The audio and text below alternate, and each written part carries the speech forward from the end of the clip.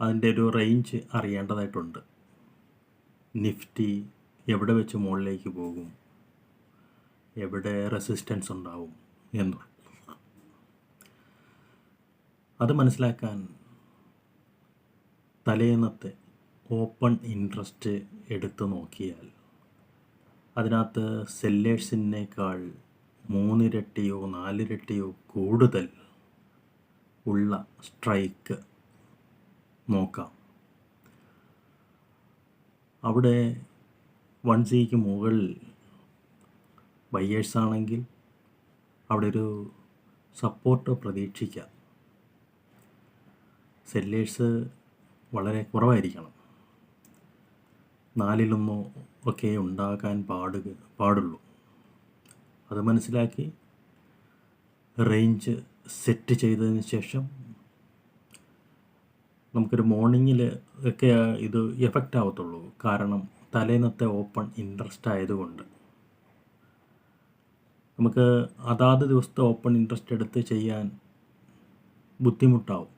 അത് എഫക്റ്റ് ആവണമെന്നുമില്ല. അതുകൊണ്ട് ഉച്ചയ്ക്ക് മുമ്പ് മാത്രം ഇത് കൂടുതൽ എഫക്റ്റ് ചെയ്യുകയുള്ളൂ.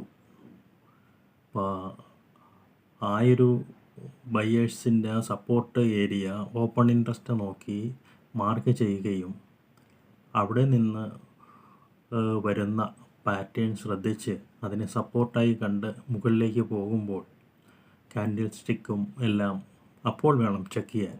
അവിടെ നോക്കി നമുക്ക് ഇനി എങ്ങനെ ട്രേഡ് എടുക്കാം എന്ന് പറയാം. പാറ്റേൺ നോക്കി ട്രേഡ് എടുക്കുമ്പോൾ പലപ്പോഴും അബദ്ധം പറ്റും. അതുകൊണ്ട് നമ്മൾ ചെയ്യേണ്ടത് ഏത് ട്രേഡാണോ കൊണ്ടുപോകേണ്ടതെന്ന് വെച്ച് കഴിഞ്ഞാൽ സ്റ്റോക്കിൻ്റെ ആണെങ്കിൽ അത് ഫ്യൂച്ചർ ഉള്ള സ്റ്റോക്കുമുണ്ട്, ഫ്യൂച്ചർ ചാർട്ട് ഇല്ലാത്ത സ്റ്റോക്കുമുണ്ട്. അതിനകത്ത് ഫ്യൂച്ചർ ചാർട്ടുള്ള സ്റ്റോക്കിൽ ഓപ്പൺ ഇൻട്രസ്റ്റ് എന്ന ഒരു ഇൻഡിക്കേറ്റർ ഉണ്ട്. അതുപോലെ നിഫ്റ്റിക്കും ഓപ്പൺ ഇൻട്രസ്റ്റിൻ്റെ ഇൻഡിക്കേറ്റർ ഉണ്ട്. ആ ഇൻഡിക്കേറ്റർ മുകളിലേക്കാണ് പോയിക്കൊണ്ടിരിക്കുന്നതെങ്കിൽ അതിൽ ഇൻവെസ്റ്റ് ചെയ്യുന്ന ആൾക്കാർ കൂടുതലാകുകയും അത് താഴേക്ക് വന്നുകൊണ്ടിരിക്കുമ്പോഴും ബിഗ് പ്ലേയേഴ്സ് പണി നിർത്തി ഇൻവെസ്റ്റ്മെൻറ്റ് നടത്തുന്നില്ല എന്നും മനസ്സിലാക്കാം.